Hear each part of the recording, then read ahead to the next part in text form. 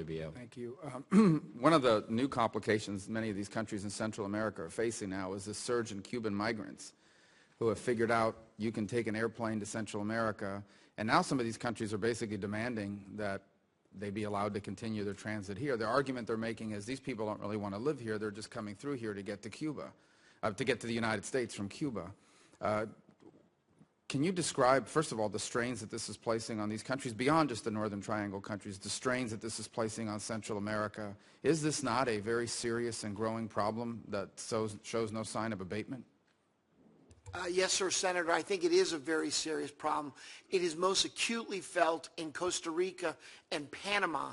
And in addition to people flying directly, people are flying to Ecuador and making their way north through Colombia into Panama and Cuba. It is putting a significant stress on the migration officials in these countries. And our concern is that this has to be done in a safe, legal, and orderly way, and we are working with the region's partners to develop those. But their goal, many of their goal was just to hopscotch through the countries in Central America until they got to the southern border. They would just cross, and as soon as a Cuban crosses the border, they just turn themselves in and they're legally here. That's exactly right, Senator. And this is a growing problem, and we've seen this grow over the last year and a half, and this route is becoming a well-developed one. And I would imagine for these countries that are, especially the ones we're talking about today, that are already facing significant challenges internally, this additional strain is not helpful, to say the least. It is putting a strain, as I said, more acutely in Costa Rica and Panama, where the backup is occurring because Nicaragua has closed its border somewhat more effectively to some of that hopscotch that has been taking place. Okay.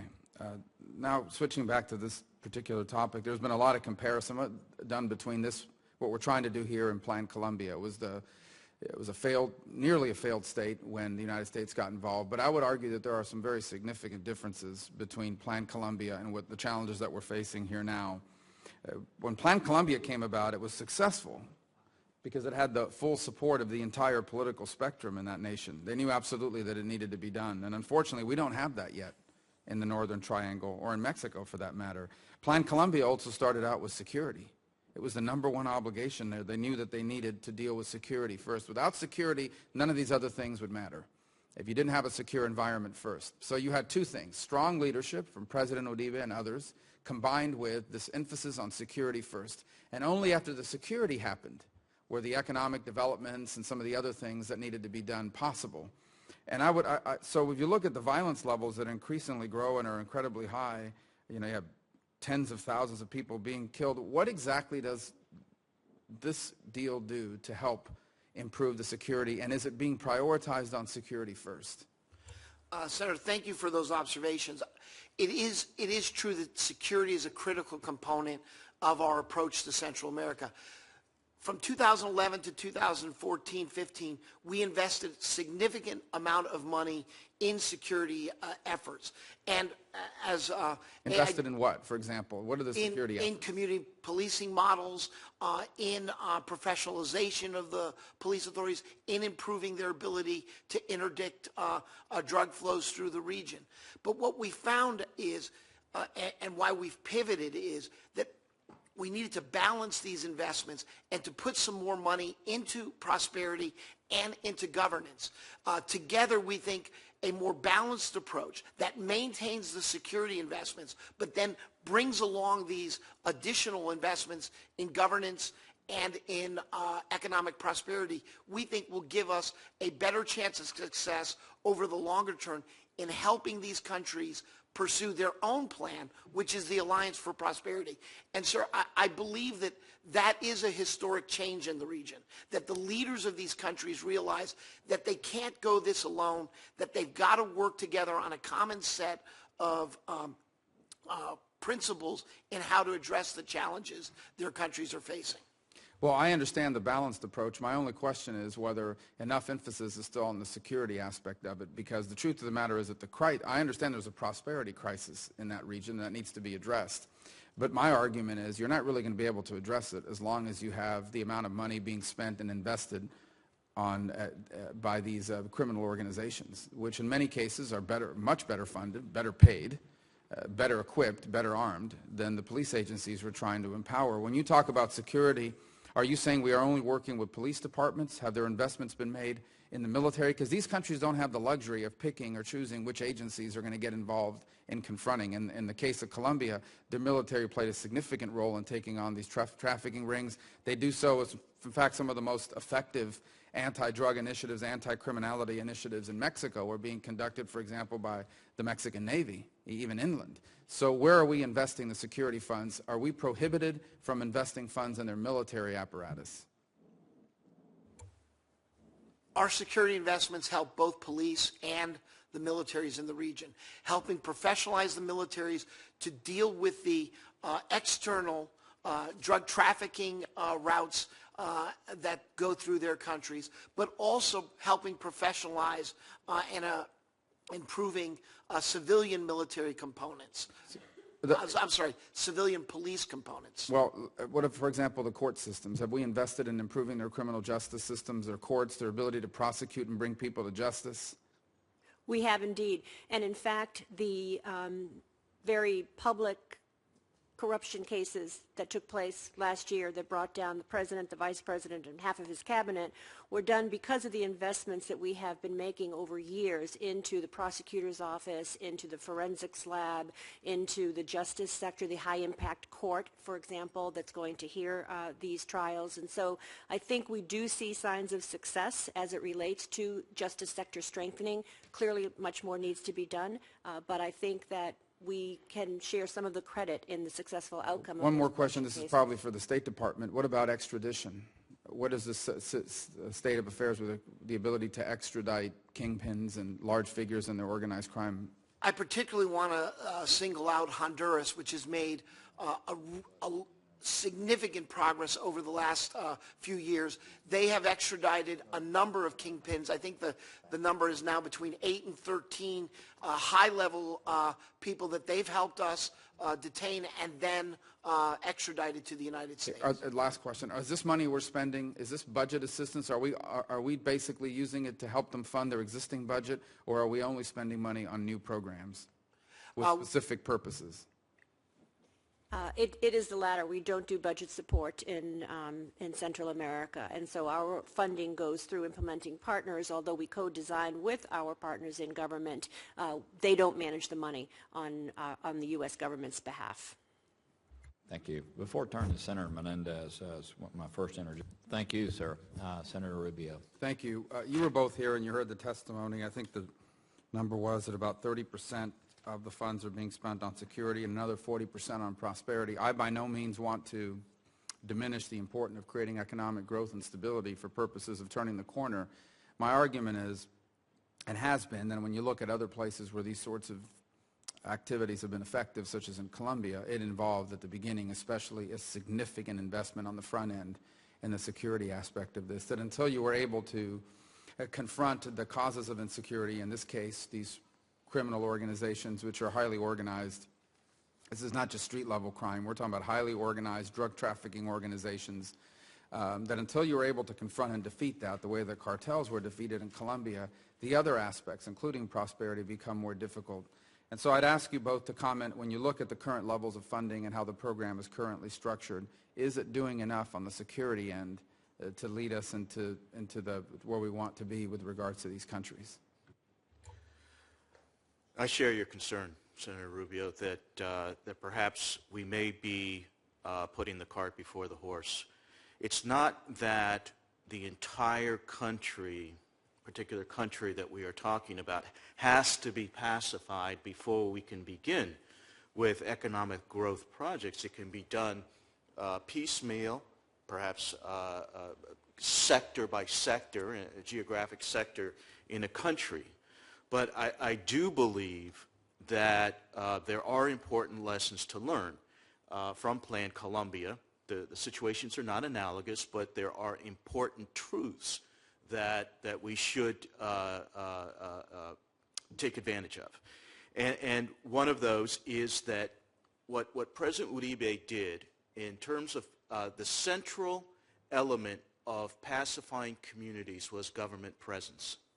And so once you have government presence, that then, which by implication means a security presence, legitimacy of the state, then you can begin instilling confidence in people to venture out in taking economic risks, to start a small business or whatever. But I do believe that that we're only treading water if we are trying to combine the two at the same time in a given location. Senator Rubio, I have no doubt that additional assistance on the security side could be helpful. I think that it is important that the way that that is done also include a focus on ensuring accountability by police. There have been concerns expressed by a number of civic organizations in El Salvador and Honduras and Guatemala about the militarization of police forces and concerns about abuses that such practices could entail, of deploying the army to patrol the streets, for instance. I think that it's important that we continue to work in partnership on these citizen security issues, and the ways be found to involve more the citizens in those countries in the design of security responses, so that the communities themselves take on responsibility for dealing with these difficult problems of violence.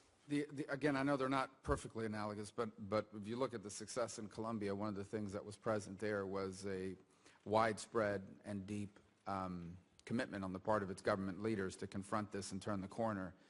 In your opinion, and it's hard to ask that of State Department officials who, of course, operate in the diplomatic realm, but in your opinion, having observed this situation, is it your opinion that the governments, and I know we're addressing three separate governments, how would you characterize the level of commitment from leaders in Guatemala, El Salvador, and Honduras in terms of confronting this at the same level of seriousness as what we saw in Colombia? Political will is indispensable, and we saw that with President Uribe. A leader like that only comes around once in a generation, and in the context of Central America, we would need 3 Uribes for 3 countries. I believe that the current leaders of these countries want the very best. They understand the future of their countries relies on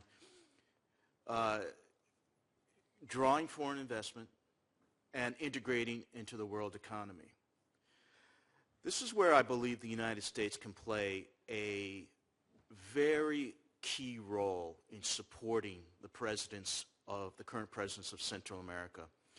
And that is using the authorities that we have to sanction wrongdoers, corrupt officials, drug traffickers in their countries. What President Uribe did was he necessarily had to break a lot of furniture to transform that country from a failed state, near failed state, into a thriving country that it is today. Many times in Central America, you're not really sure who the bad guys are. They could be, quote unquote, respectable businessmen, as we saw in Honduras, the Rosenthal family that was recently indicted, and I commend the administration for pushing that through. By either Treasury Department designations of corrupt officials or drug traffickers, or withdrawing U.S. visas, the State Department has the authority to do that, we can back up the presidents of these countries to show that the United States has their back. President Uribe knew the United States had his back in what he was trying to accomplish in Colombia. If we join with the presidents of Central America in upsetting entrenched interests in those countries, I think we can instill a sense of confidence to keep moving forward in upsetting the current status quo in these countries. I would say it's a very different situation than in Colombia, in the sense that we're talking about much weaker countries. It's 3 different countries in what is an alliance in formation. Each one of those countries has its own challenges and political dynamics and even different political calendars.